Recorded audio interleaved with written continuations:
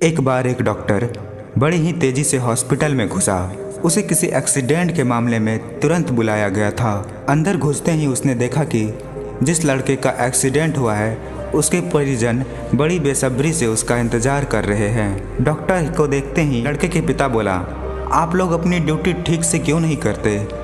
आपने आने में इतनी देर क्यों लगा दी? अगर मेरे बेटे को कुछ हुआ तो इसके जिम्मेदार आप होंगे। डॉक्टर ने विनम्रता से कहा, मुझे बहुत दुख है, मैं हॉस्पिटल में नहीं था और कॉल आने के बाद जितना तेज़ी से हो सका मैं यहाँ आया हूँ। कृपया आप सब लोग शांत हो जाइए ताकि मैं इलाज कर सकूँ। शांत हो जाइए, लड़के का पिता गुस्से में बोला।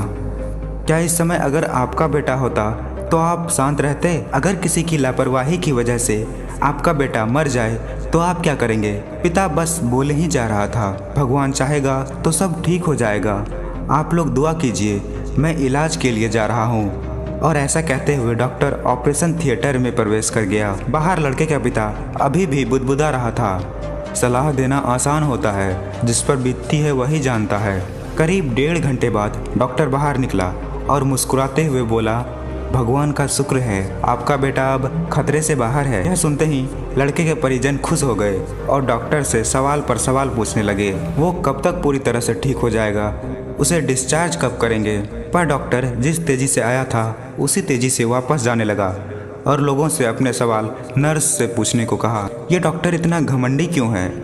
ऐसी क्या जल्दी है कि वो 2 मिनट हमारे सवाल का जवाब भी नहीं दे सकता? लड़के के पिता ने नर्स से कहा। नर्स लगभग रुआं से होती हुई बोली, आज सुबह डॉक्टर साहब के लड़के की एक भयानक एक्सीडेंट में मौत हो गई और जब हमने उन्हें फ़ोन किया था तो वे उसका अंतिम संस्कार करने जा रहे थे और बेचारे अब आपके बच्चे की जान बचाने के बाद अपने लाडले का अंतिम संस्कार करने के लिए वापस लौट रहे हैं। यह सुन लड़के के परिजन और पिता स्तब्ध रह गए और उन्हें अपनी गलती का एहसास हो गया।